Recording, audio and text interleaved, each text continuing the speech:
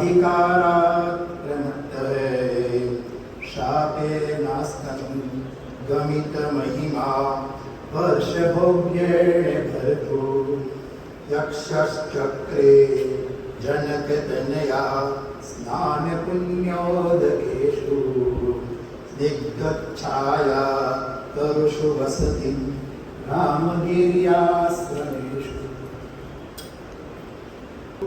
એમની કવિતામાં રહેલું પ્રકૃતિ અને પ્રણય, આ બંનેનું તાદાત્મ્ય એક વિશેષ રીતે આપણને દ્રષ્ટિગોચર થાય છે. પ્રકૃતિ સોળે કળાએ ક્યારે ખીલે કે જ્યારે વરસાદ ઋતુનો એક આગવો માહોલ સૃષ્ટિ ઉપર છવાય પણ એવું અંદરથી ઉભરો થઈ જાય.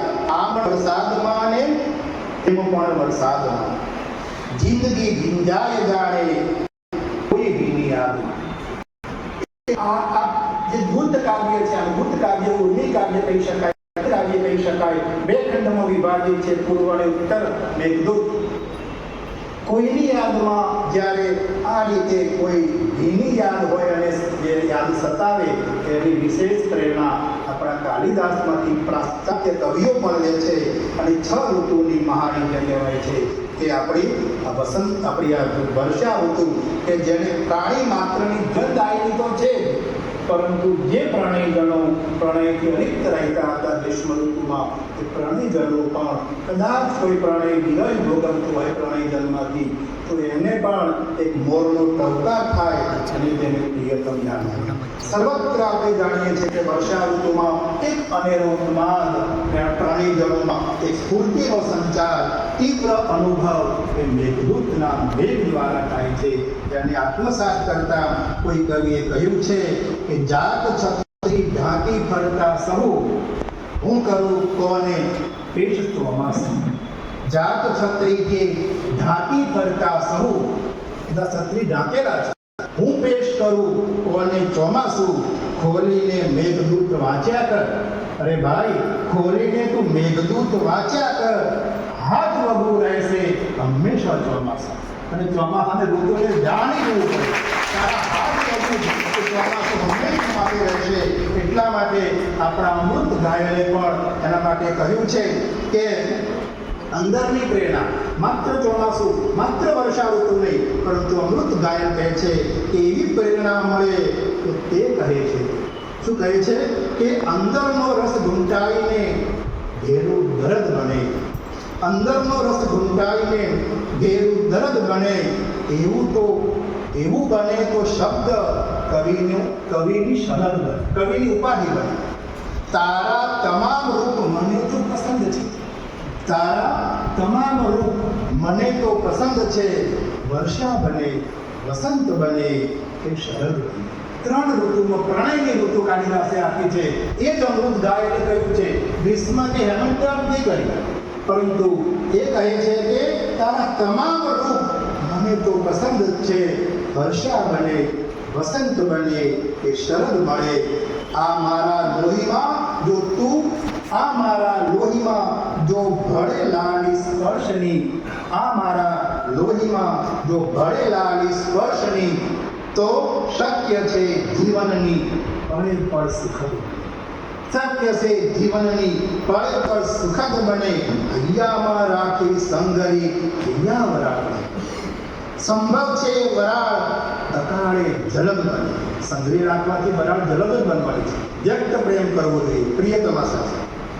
અહીંયાની આ જિંદગીમાં તાસીર મહત્વની અમૃત ગાયનો શેર છે, હું નથી કહેતો. અહીંયાની આ જિંદગાનીમાં તાસીર છે મોતની. અહીંયા તો વાત વાતમાં દુઃખદ ઘટનાઓ કે મારા પ્રિયતમની કપાળ, મારું પ્રિયતમ આમ રાહ જોવાથી એક મહિને અત્યારે વાત એ માટે છે, દુઃખદ ઘટના જે કરી છે એના ઉપરથી કહું છું. અત્યારે તો મોબાઈલમાં કદાચ પ્રિયતમ કે પ્રિયતમાએ 1-2 મોબાઈલ કોલ કર્યા હોય, ન પડે સંબંધો. બારીની જેમ બંધ છું જળ બે સલાતો. બારીની જેમ બંધ છું જળ બે સલાત છું. પરળી રહેલા ગામમાં હું કોરો કટાક્ષ.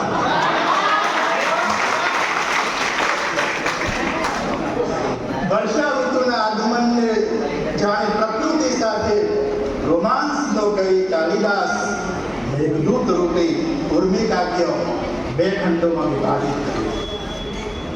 118 એના પદ્યો છે અને કૃષિ પ્રધાન આ રાષ્ટ્રના મહાકવિને ગિરિશૃંગે ભેટ્યા સઘન દળની હસ્તી સે મદલીલા મદમસ્તીમાં રાસ્તા કવિનું એક પ્રકૃતિ સાથે પ્રણયનું જોબન એક સોળે કરાય કવિનું અહીં ચિત્રિત કરે છે. અને પ્રણય વિરહ અને વર્ષા, ઉન્માદતા, પ્રણય વિરહ અને વર્ષા એના સંબંધની લાગણીઓનો ઘેરો એક માહોલ એ કાલિદાસે પોતાના સાહિત્યમાં એક આગવી રીતે ઉલ્લેખ્યો છે. આકાશમાં ઉમટતા વાદળોને નિરખીને વિરહી હૃદયની વ્યાકુળતા એટલી બધી ઉત્કંઠી પડી જાય છે. ગરીબ હોય કે તવંગ, અહેસાસ તો બધાને થાય છે. કુદરતે એના માટે ગરીબ કે તવંગરતા નથી આપી. મેઘદૂત ભૂતકાવ્યની જે વિશેષતા છે તે કવિએ પોતાની રીતે આષાઢ માસની લીલા રૂપે વર્ણવી. આષાઢ આવે ત્યારે શું થાય? અત્યારે તમે અનુભવજો કેટલા. એટલે આષાઢ જ્યારે આવે ત્યારે કવિ કાલિદાસ કહે છે કે કેતક કુટક કદમના ફૂલો ખીલી ઉઠે છે, બિલાડીના ટોપ ઉગતા ધરતીનું માધ્યમ પણ ઉટાળે છે, જાંબુ પાકતા વનાંતો પરિપક્વ ફળોથી લચી રહે છે, પંખી જગતમાં પણ આહલાદકતા કરતે છે, ચાતકો સંવર્ધ કુંજનનો આરંભ કરે છે, ગર્ભાધાનના આનંદના વિતરક તરીકે મેઘને પ્રણાલી પતાકાઓ હારની હાર બાંધી આપે છે. મેઘ પણ જ્યારે કે સપ્તરંગીમાં ઝૂમતો હોય, સપ્તરંગી એનું પ્રગટ કરતો હોય એવી આહલાદકતા ઊભી કરે છે. રાજહંસો માન સરોવર પહોંચવા મેઘના માર્ગગંગામાં એ લીન બની જાય છે. ભમરા હરણા જાતકો મેઘના માર્ગમાં એ નિર્દેશક બનતા જણાય છે. મોર તો ટવકાર કરે છે, મેઘનું સ્વાગત કરે છે. વર્ષારંભે ચકલા, કાગડા અને પંખીઓ પોતાના માળા રચવામાં ખૂબ મશગુલ હોય છે. અહીંયા કવિએ પોતાના થયેલા વિશેષ આષાઢના વર્ણનને પોતાની આત્મસુદ્ધથી, આત્મભાવથી કે આત્મપ્રેરણાથી આષાઢ માસને અલગ રીતે પોતાના ભાવથી વર્ણન કર્યું. દૂતકાવ્યનો મૂળ ઉદ્ભવ આપણે જાણીએ છીએ કે ઋગ્વેદમાં 10મા મંડળમાં શર્માપણ 108મું સૂક્ત શર્માપણી સંવાદ સૂક્ત છે. એમાં શર્મા નામની એક પુત્રી દૂત બનીને પતિ પાસે જાય છે. ત્યાંથી દૂતકાવ્યનો આરંભ છે. અને ત્યારબાદ રામાયણમાં આપણે જાણીએ છીએ કે હનુમાનજી દૂત બનીને અયોધ્યામાં જાય છે.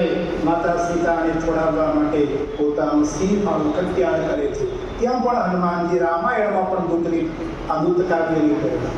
મહાભારતમાં પણ આપણે જાણીએ છીએ કે નળ દમયંતી આખ્યાન જે આવે છે એમાં દમયંતી હંસને દૂત બનાવે છે. દૂત બનીને હંસ નળ પાસે જાય છે. નળના જે અંદરના ભાવો દમયંતી આગળ કરે છે, દમયંતીના ભાવો હંસ આગળ કરે છે. બંનેના પ્રણયમાં હંસ એક માધ્યમ બને છે. અને મેઘદૂતનો તો પ્રકૃતિ પ્રેમી કવિ છે. મેઘભાઈ દૂત બને, આષાઢ મહિનો છે. પ્રિયતમને પ્રિયતમા યાદ આવે. 8 મહિના તો જતા આમને આમ ભાદરવાથી માંડી ગ્રીષ્મ સુધી. કવિએ ભાદરવો મહિનો પહેલા એ પણ પ્રકૃતિ અને પ્રાણીઓનો આપણે જાણીએ છીએ કે સંલાપનો મહિનો છે ભાદરવો મહિનો.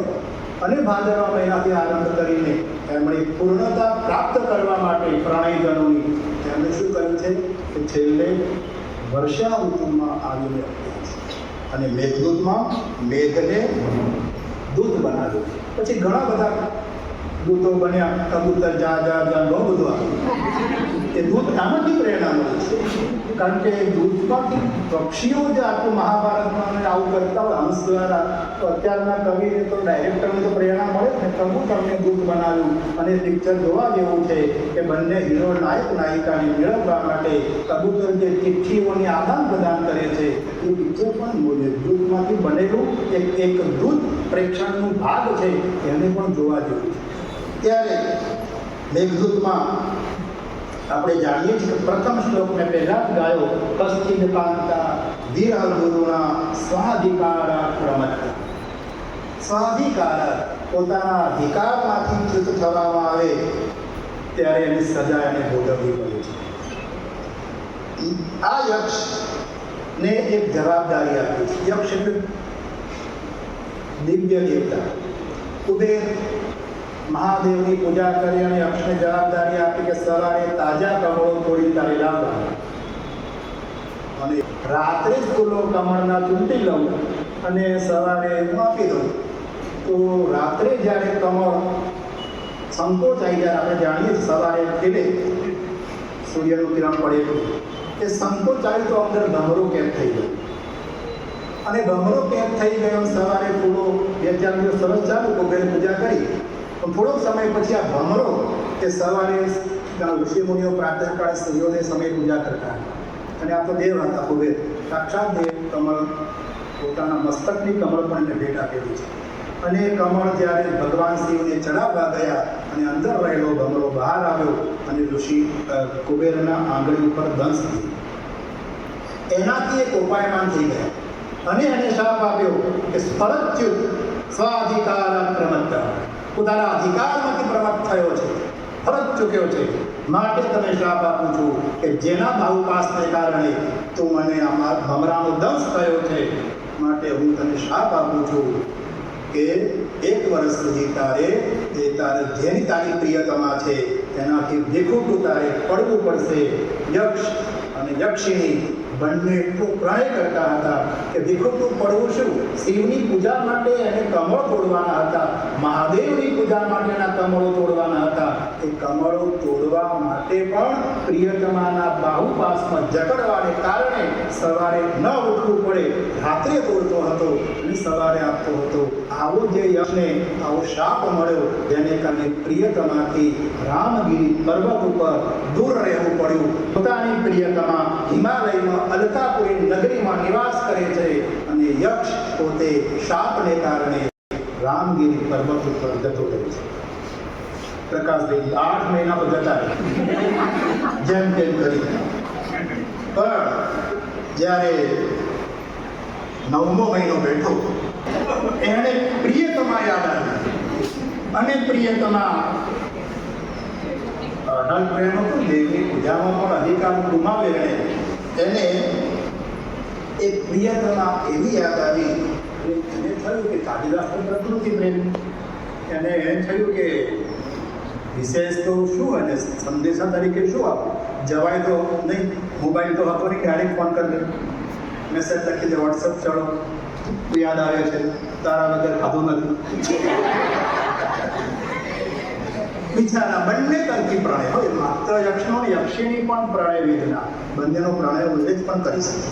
અને 118 શ્લોક પૂર્વ મેં પ્રથમ શ્લોકમાં ફરચ્યુત, બીજા શ્લોકમાં થી માંડીને જે 2-6 વિશેષ રીતે ત્યાં રામગીરી પર્વત ઉપર રહેલા મેઘનું વર્ણન અને અંતમાં પૂર્વ મેઘના અંત સુધી 63મા શ્લોક સુધી પર્વતો, નદીઓ વગેરે આખું ઋતુસંહાર તમારી પાસે.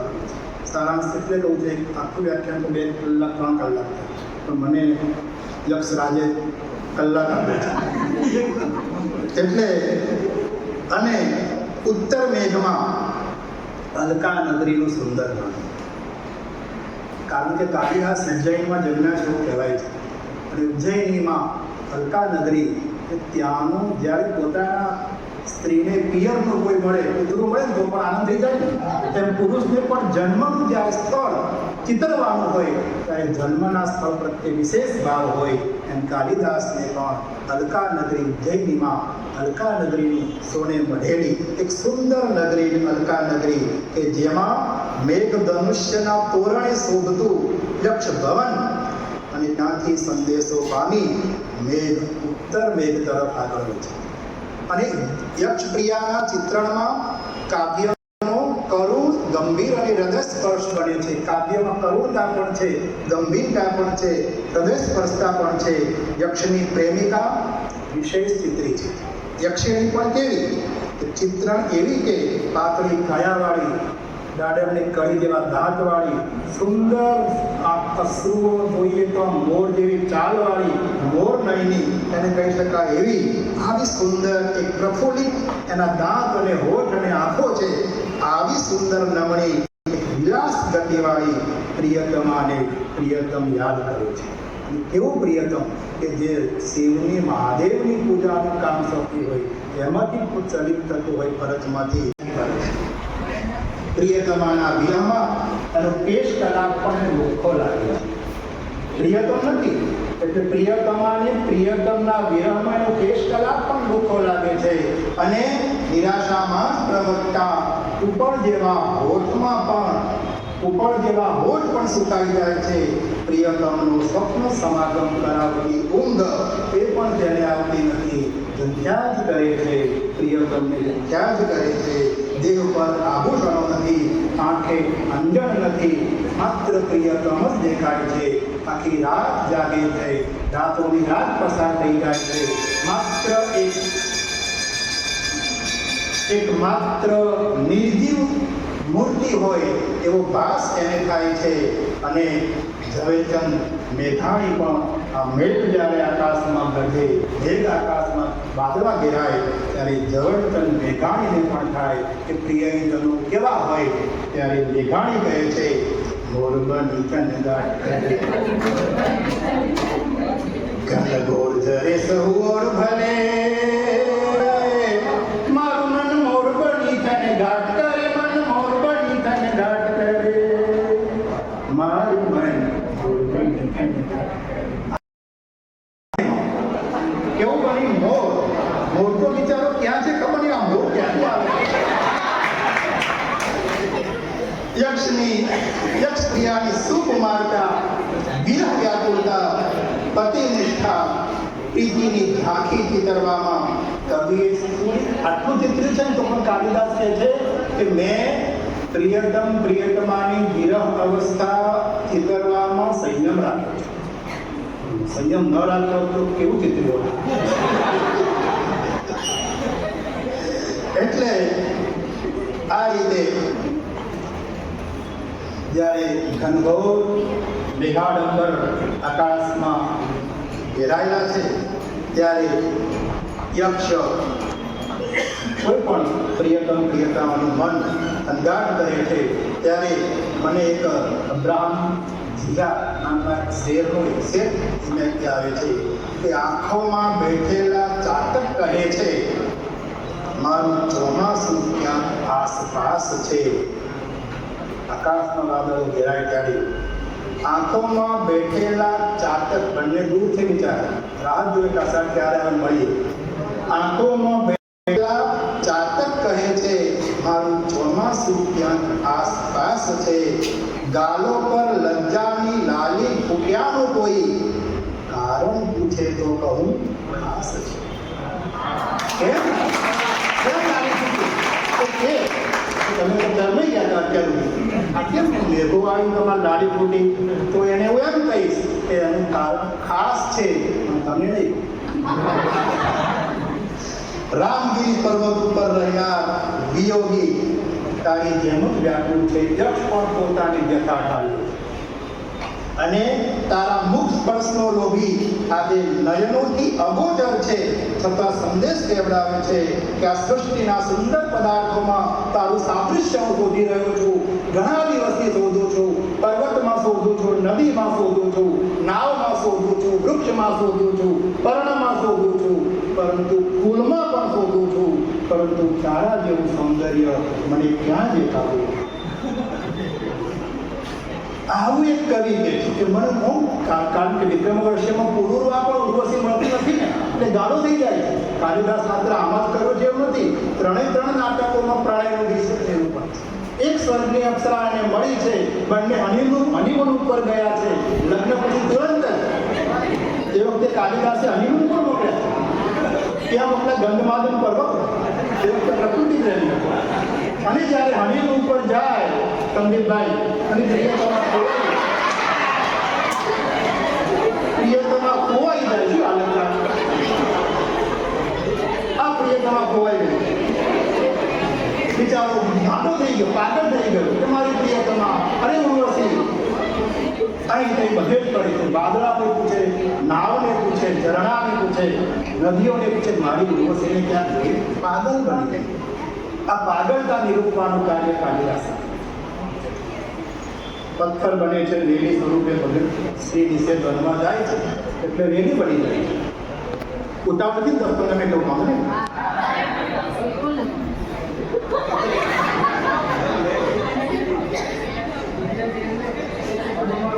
દેવીને પથ્થર રૂપે બની જાય છે તે ઉર્વશી.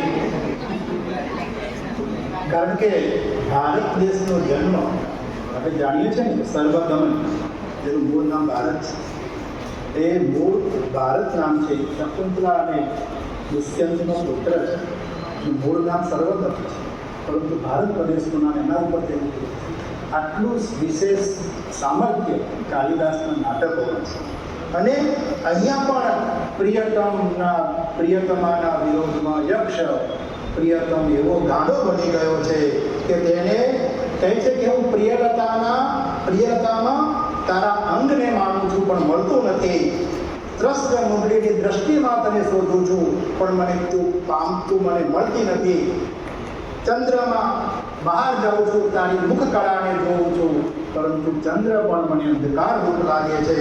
મોરના પીછ કલાકમાં હું તારા કેશ કલાકને ઢોળવા માંગુ છું, પરંતુ મોર મને બેસુરો અથવા તો સુંદર લાગતો નથી, કારણ કે હું સર્વત્ર તને જોવા માંગુ છું, પરંતુ ક્યાંય દેખાતો. કહે છે કે હું દક્ષિણથી હિમાલય તરફથી પવનો આવે છે, એ પવનોમાં મારી ક્રિયાનો સ્પર્શ કરીને પવનો આવી રહ્યા છે. એ પવનોને ભેટવા જાઉં છું, હું પણ વાંધો કરું છું, કારણ કે મારી ક્રિયાને સ્પર્શ કર્યા વગર મને લાગે છે કે આ પવનો આવી રહ્યા હોય. એને મીઠા પવનો, શીતળ પવનો પણ દાહકારક લાગે છે. આટલી વિરહની વ્યથા બંને પક્ષે આગળ ઠાલવેલી છે. અક્ષપ્રિયતમાને આશાનો મધુર સંદેશ પાઠવ્યો છે. કસ્યા નિત્યમ સુખમ ઉપનત દુઃખમેકાંત હોવા નિશ્ચય ગચ્છત્યુપરિ ચ દશા ચક્રમેની ક્રમેણ. અર્થાત યક્ષ કહે છે કે આપણા દુઃખના દિવસો હવે દૂર નથી. હવે આપણું મિલન 8 મહિના કાઢ્યા, 2 મહિના કાઢવાના, 4 મહિના કાઢવાના. હવે તો ઋતુ એવી છે, પરંતુ મને એટલી યાદ આવે છે કે કદાચ 8 મહિના તો જતા રહ્યા બળબડતા તાપમાં, અન્ય ઋતુઓમાં હેમંતના ઠંડીના વિશેષ પ્રકોપને કારણે જતા રહ્યા, પરંતુ આ 4 મહિના મારા માટે કાઢવા એ ખૂબ કપરા છે. કારણ કે પુનઃ મિલન થશે. દ્રેહે કલ્પ્યા મનમહી ઘડ્યા માણશું સર્વભોગો. આવું કવિ યક્ષના માધ્યમથી કહેવરાવે છે. પછી આપણે સર્વભોગોને માણીશું. યક્ષને પણ થાય છે કે આ મેઘ ના માધ્યમથી જે વિરહની વેદના ઠાલવી છે, ત્યારે એક ખલીલ ધનંજયનો શેર છે, તમે મન મૂકીને વર્ષો ઝાપટું આપણને ફાવે. પ્રણય એવું કે તમે મન મૂકીને વળે, મેઘા તો મન મૂકીને વળે, ભલે પૂરા જીવનમાં મન મૂકીને વર્ષો ઝાપટું આપણને ફાવે નહીં. અમે હેલીના માણસ, માવઠું આપણને માવઠું આપીને જતો રહે તો મારી પ્રિયતમા મને વિસરાઈ જશે. મારી પ્રિયતમા તારા મેઘના તાદૃશ્યને કારણે મેઘને એને પોતાનું, આપણે જાણીએ કે મેઘ તો અપ્રાકૃતિક છે, એની પર સંદેશો મોકલાય, પરંતુ ક્યાંય આપણને લાગે નહીં કે આ મેઘ એ નિર્જીવ છે. આખા જ કાવ્યમાં આપણને લાગતું હોય કે મેઘ સાથે યક્ષ વાતો કરે છે, પોતાના વિરહની વેદના ઠાલવે છે, અને મેઘ પણ એને મનોમન ઉત્તર આપતો હોય એવો એક વિશેષ ભાવ એ આપણને આમાંથી અમર પ્રેમમાંથી જાણવા મળે છે. યક્ષ મેઘને પોતાનો સંદેશ પ્રિયાને પહોંચાડવાનું સાથે એમ પણ કહે છે કે તું મને મારી પ્રિયાનો પ્રત્યુત્તર પણ લેતો આવ. એટલી બધી કરુણ વ્યાપકતા છે, વ્યથા સાથે કે મારી પ્રિયતમા તને બતાવ્યું છે કે તું જાય ત્યારે તારી મેઘ તારી પ્રિયતમા વીજળીથી તું જુદો ન પડે તેનું ધ્યાન રાખજે. તારી પ્રિયતમા સાથે તું તત્પર રહેજે, કારણ કે હું જે ભોગવી રહ્યો છું એ તને અનુભવ ન થાય. તું અને તારી પ્રિયતમા મેઘ અને વીજળીનું સામંજસ્ય સદા જળવાઈ રહે, અને એ રીતે મારો સંદેશો લઈને જા. મારી આ રીતનું એક સુંદર એક આહલાદક કાવ્ય એટલે આપણું મેઘદૂત. અને એનું સામર્થ્ય આપણે જાણીએ છીએ કે કવિએ એક કાલ્પનિક દૂત બનાવીને, પરંતુ એ કાલ્પનિક દૂતને પણ નિર્જીવ વસ્તુ હોવા છતાં, જળ હોવા છતાં એને ચેતનતા પૂરી છે. અને ચેતનતા જ્યારે આ રીતની તાકાત મેઘમાં છે, ત્યારે વરસાદ હોય, મેઘ પડતો હોય, ત્યારે હરીન્દ્ર દવે જેવા કવિઓ પણ યાદ આવે. પાલું જોયું ને તમે જાણે મોસમીનો પહેલો વરસાદ જીવ્યો, એક ઝરણું જોયું તમે હો તમે જોયું ને તમે જાણે મોસમીનો પહેલો વરસાદ જીવ્યો.